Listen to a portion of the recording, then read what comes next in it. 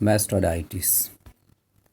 Mastoiditis means inflammation of the mastoid air cells is called mastoiditis. Mastoiditis is a result of infection that extend to the air cell of skull behind the ear. Especially, it is the inflammation of mucosal lining of mastoid antrum and mastoid air cell system inside the mastoid process. So, जब कभी भी mastoid air cell में सूजन आ जाती है, inflammation हो जाता है, तो उसको आप mastoiditis बोलते हो.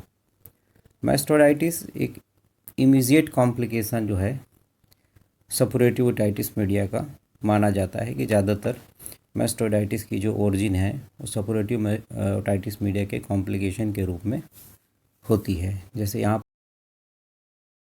पर कि mastoid एयर सेल्स जो है इन्वॉल्व हो गई हैं. जहाँ तक टाइप का सवाल है तो ये दो तरीके का होता है, acute mastoiditis and second one the chronic mastoiditis.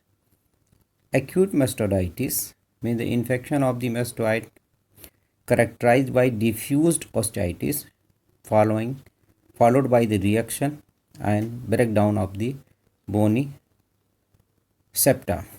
तो यहाँ पर जो acute mastoiditis है ये acute जो है कॉम्प्लिकेशन के रूप में ASOM के देखा जाता है, और यदि ये परसिस्ट कर जाता है तो that is convert in the chronic mastoiditis, जहाँ की थिक अनहेल्दी इन्फ्लैम्ड म्यूकोसा हो जाती है विथ ग्रेनुलेशन टिश्यू, और ये धीरे धीरे धीरे क्रॉनिक फॉर्म में बदल जाता है जहाँ स्क्लेरोसिस होने लगती है mastoid एयर सेल्स की, और ये कंडीशन धीरे धीरे वर्स्ट होती चली जाती है. और साथ में CSOM भी पेशेंट में दिखाई पड़ता है, जहाँ की परसिस्टेंसी ऑफ डिस्चार्ज भी मिलेगा और साथ में mastoiditis भी होगा. देखिए यहाँ पर एक्यूट mastoiditis का पिक्चर है जहाँ पे कंजेशन भी दिखाई पड़ रहा है आपको mastoid टिप में, और ये this is the chronic mastoiditis. So this one acute and this one the chronic mastoiditis. अब बात आती है इटियोलॉजी की कि mastoiditis क्यों हो जाता है. mastoiditis सबसे ज़्यादा ओटाइटिस मीडिया के कॉम्प्लिकेशन के रूप में देखा जाता है, क्योंकि वह वहाँ से मिडिल ईयर से इन्फेक्शन एसेंड करके mastoid एयर सेल तक पहुँच जाता है, क्योंकि वो एडजेसेंट पार्ट है. जो मेन इम्पॉर्टेंट एक्साइटिंग फैक्टर है, इटियोलॉजिकल फैक्टर है, that is bacteria. The haemophilus influenza is the main aetiological agent, और other group of pyogenic bacteria भी इन्वॉल्व हो सकते हैं, क्योंकि mastoiditis के होने के पीछे जो कारण है कि यदि टेम्पेनिक मेम्ब्रेन में पुअर ड्रेनेज हुआ है तो भी पस नहीं निकलेगा, तो मिडिल ईयर में ही पस रहेगा, और या फिर जो है साथ में स्ट्रेचन ट्यूब में भी स्वेलिंग बनी हुई है, तो पस का यदि ड्रेनेज नहीं है, पुअर ड्रेनेज है टेम्पेनिक मेम्ब्रेन से, तो आगे चल करके बैक्टीरिया मल्टीप्लिकेशन होता रहेगा और वहाँ से इन्फेक्शन एसेंड करके mastoid एयर सेल तक पहुँच जाता है और mastoiditis क्रिएट करता है. अब बात आती है पैथोलॉजी की. तो चूँकि कान में इन्फेक्शन है तो mastoid एयर तक पहुँचेगा, वहाँ इन्फ्लेमेशन क्रिएट करेगा, एंट्रम ब्लॉकेज हो जाएगा, और वहाँ पर जो है जो भी फ्लूइड है उसका ड्रेनेज प्रॉपर नहीं हो पाएगा, तो देयर इज़ कलेक्शन ऑफ पस और फ्लूइड इन सिस्टम, और वो वहाँ पर इकट्ठा होता जाएगा. जैसे जैसे इकट्ठा रहेगा अंदर से प्रेशर क्रिएट करेगा और वहाँ एक एब्सेस फॉर्म हो जाएगा. फिर ग्रेजुअली धीरे हाइपरमिक डिकैल्सिफिकेशन हो जाता है mastoid जो है बोन का, और डिकैल्सिफिकेशन होने के बाद एक वहाँ फिशुला बन जाएगा और वहाँ पर एक छेद हो जाएगा, जिसको आप mastoid फिशुला बोलते हैं, और कान के पीछे से फिर पस निकलना शुरू हो जाता है. तो इन्फ्लेमेशन, कलेक्शन ऑफ पस, हाइपरमिक डिकैल्सिफिकेशन एंड फिशुला. सो ये सीक्वेंस पूरा जो है mastoiditis में देखा जाता है. अब बात आती है क्लिनिकल मैनिफेस्टेशन की. तो सबसे इम्पॉर्टेंट चीज़ जो है कि कान में दर्द होना, कान के पीछे जहाँ mastoid टिप है वहाँ पर जो है दर्द होना शुरू हो जाता है. दूसरा, स्वेलिंग आ जाती है बिहाइंड द ईयर. ये सबसे इम्पॉर्टेंट डायग्नोस्टिक फीचर है. साथ में यदि आप उसको टच करते हैं तो वहाँ पर टेंडरनेस मिलेगी, और साथ में पिन्ना जो है फॉरवर्ड मूव कर जाता है क्योंकि पीछे की तरफ सूजन आ जाती है। तो ये पिक्चर में भी दिख रहा है, पीछे देखिए कंजेस्टेड दिखाई पड़ रहा है एक्यूट मास्टोडाइटिस में। तो पिन्ना थोड़ा फॉरवर्ड जो है कि आगे की तरफ चला जाएगा। साथ में हियरिंग लॉस मिलेगा, कंडक्टिव डिफनेस मिलेगी, ओटोरिया की हिस्ट्री मिलेगी क्योंकि ये कॉम्प्लिकेशन है और ओटाइटिस मीडिया का। साथ में बहुत सारे पेशेंट में काफ़ी हेडेक और फीवर तो आएगा ही आएगा क्योंकि मामला इन्फेक्टिव है। तो इस तरीके से ये क्लिनिकल सिम्टम और साइन मिलेंगे। आप टेम्पेनिक मेम्ब्रेन देखेंगे तो उसमें परफोरेशन तो मिलेगा ही मिलेगा क्योंकि ओटाइटिस मीडिया के कॉम्प्लिकेशन के रूप में है।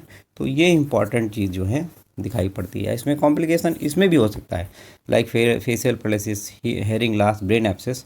तो ये कुछ meningeal and non meningeal complication mastoiditis के बाद हो जाते हैं क्योंकि मास्टोइड रीजन जो है ब्रेन से जुड़ा हुआ है, पास में ही है, इसलिए कभी कभी इंट्राक्रेनियल कॉम्प्लिकेशन भी देखने को मिलते हैं। अब बात आती है डायग्नोस्टिक इवेल्यूशन की।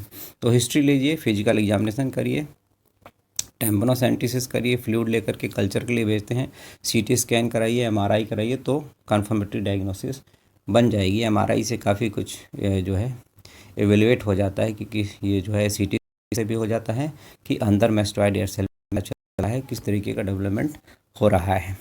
अब यहाँ पर बात आती है ट्रीटमेंट की। तो ट्रीटमेंट जो है ये पूरा डायग्नोस करने के बाद प्री ऑपरेटिव केयर पेशेंट की बहुत ज़रूरी है। सबसे पहली चीज़ कि पेशेंट को कंफर्टेबल जो है मीडियम प्रोवाइड कराना है, आराम से पेशेंट रहे, उसको एश्योर करना है कि ये प्रॉब्लम आपकी बिल्कुल ठीक हो जाएगी और आपकी हियरिंग वापस लौट आएगी। तीसरा, advice to patient to keep ear dry. ये सलाह दें मरीज को कि कान को वो सूखा रहे, ड्राई क्लीनिंग, ड्राई मॉपिंग करते रहें, जिससे कि जो है कान में कोई चीज़ अंदर ना डाले पेशेंट और कान को बंद करके रखे, ईयर प्लग लगा करके। साथ में मॉडर्न मेडिसिन में एंटीबाइक्रोमियल ट्रीटमेंट भी स्टार्ट कर दिया जाता है, साइकोलॉजिकल सपोर्ट पेशेंट को दिया जाता है और साथ में पूरा पेशेंट के फैमिली जो रहती है उसको बताया जाता है कि किस तरीके का इसमें ट्रीटमेंट होगा, किस तरीके की ऑपरेटिव इंटरफेरेंस किया जाएगा, सर्जरी की जाएगी, उसमें क्या मेरिट्स हैं, उसके क्या डिमेरिट्स हैं। तो ये प्री ऑपरेटिव केयर पेशेंट की बहुत ज़रूरी है, ये करना ही करना पड़ेगा। उसके बाद सर्जिकल ट्रीटमेंट दो तरीके का होता है इसमें। Mastoidectomy is the main treatment of eye. ये सबसे ज़्यादा इम्पॉर्टेंट ट्रीटमेंट है कि ऐसे केसेस में आपको मास्टोडेक्टोमी करनी पड़ेगी। जितना भी एरिया है या नेक्रोज्ड एरिया है, इन्फेक्टेड एरिया है, तो पोस्ट ऑरिकुलर क्रीज से इंसिजन लगा करके उसको जो है किया जाएगा। तो mastoidectomy is the main treatment of choice. Simple mastoidectomy, यहाँ पर इंसिजन कान के पीछे से लेकर के इन्फेक्टिव एयर सेल को पूरा का पूरा निकाल दिया जाता है। और इसके साथ साथ टेम्पनोप्लास्टी भी की जा सकती है क्योंकि टेम्पेनिक मेम्ब्रेन आपने भी देखा था कि ख़राब हो गई है, उसमें छेद हो गया है, तो इस तरीके से साथ में टेम्पनोप्लास्टी भी इसमें की जाती है। दूसरा है रेडिकल मास्टेक्टोमी। तो यहाँ टेम्पेनिक मेम्ब्रेन भी रिमूव कर दी जाएगी और साथ में यदि कोई इस तरीके से क्रॉनिक फॉर्म है यदि मास्टोडाइटिस का, और साथ में क्योंकि एक क्रॉनिक फॉर्म ही मास्टोडाइटिस का हो सकता है, यदि क्रॉनिक फॉर्म है मास्टोडाइटिस का जहाँ परसिस्टेंसी ऑफ इन्फेक्शन है, हिस्ट्री ऑफ है, लंबी हिस्ट्री है ओटोरिया की, सीवियरिटी ऑफ सिम्टम उतना नहीं रहता है, लेकिन क्रॉनिक फॉर्म में जब तब्दील हो जाता है तो लगातार ओटोरिया होता रहता है, साथ में मास्टोइड टेंडरनेस बना रहता है, तो वहाँ कोलेस्टेटॉम भी जो है फॉर्म हो जाता है, तो उसको भी रिमूव करना पड़ता है। ईयर ड्रम जो है कम्प्लीटली रिमूव किया जाएगा और वहाँ पर टेम्पनोप्लास्टी की जाएगी, नया ईयर ड्रम भी लगाया जा सकता है। तो second one is the radical mastectomy. तो रेडिकल मास्टेक्टोमी जो भी ट्रीटमेंट ऑफ चॉइस है। और नेक्स्ट है कॉर्टिकल मास्टेक्टोमी, इधर removal of the mastoid air cell without disturbing the middle ear. यहाँ पर केवल जो है मास्टोइड एयर सेल को रिमूव कर दिया जाएगा, मिडिल ईयर को डिस्टर्ब नहीं किया जाएगा। इसको कॉर्टिकल मास्टेक्टोमी कहा जाता है। मैरिंगोटॉमी अभी हमने बताया आपको कि मास्टेक्टोमी के साथ जो है मैरिंगोटॉमी भी इंडिकेटेड है सर्जिकल ट्रीटमेंट में, यहाँ मैरिंगोटॉमी की जाएगी। तो ऐसे केसेस में टेम्पनोटॉमी या टेम्पनोप्लास्टी, ये भी हमने आपको बताया था कि जो है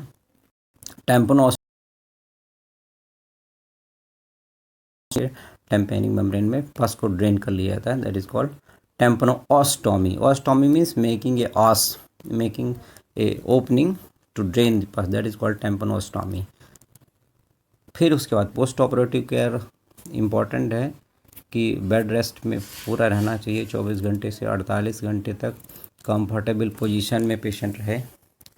ऑपरेशन के बाद जो है कान को थोड़ा ऊपर करके रखना पड़ता है, स्वेलिंग ना हो इसलिए अपलिफ्ट करके रखना पड़ता है ऑपरेटिंग ईयर को, और 4 से 6 हफ्ते तक जो है पेशेंट को इंस्ट्रक्ट करके रखना पड़ता है कि इसी तरीके से कान में किसी भी तरीके का डिस्टर्बेंस नहीं होना चाहिए। कान को सूखा रखिए, कान में ईयर प्लग लगा के रखिए, कान को बंद करके रखिए। ड्रेसिंग जो है प्रॉपर इसमें अप्लाई करना पड़ती है आउटर साइड ऑफ ईयर, और 4 से 6 हफ्ते में ये पूरा ठीक हो जाता है। तो इस तरीके से ये बहुत ज़रूरी मेजर्स हैं। अबाउट द हैवी लिफ्टिंग, वज़न नहीं उठाइए, वार्म कंप्रेशन ज़रूर करिए इसका। Anti microbial treatment, analgesic, antihistaminic modern medicine में दिया ही जाता है। तो ये इम्पॉर्टेंट चीज़ है जो ख़ास तौर पे मैस्टेक्टोमी में किया जाता है। जहाँ तक होम्योपैथिक ट्रीटमेंट का सवाल है तो एक्यूट मैस्टोडाइटिस में होम्योपैथिक ट्रीटमेंट कुछ हद तक कारगर है, लेकिन क्रॉनिक मैस्टोडाइटिस में सर्जिकल ट्रीटमेंट ही कराना पड़ेगा। So the are the important medicine like belladonna, capsicum is very good medicine for mastocytitis, fluoric acid and mark bean iode. This is very good medicine for chronic form of mastocytitis, and Hipersulf, Silicea and sulfur. So these are the indication of different medicine of mastocytitis: Hipersulf, Silicea, sulfur, belladonna, capsicum, fluoric acid and mark bean iode. तो mastocytitis चाहे वो acute form हो चाहे chronic form हो, chronic form में intensity धीरे धीरे कम हो जाती है, लेकिन एक्यूट फॉर्म में इंटेंसिटी काफ़ी रहती है। तो ये एक इम्पॉर्टेंट टॉपिक है जो एग्जामिनेशन में शॉर्ट नोट में या 10 नंबर में कभी कभी आता है।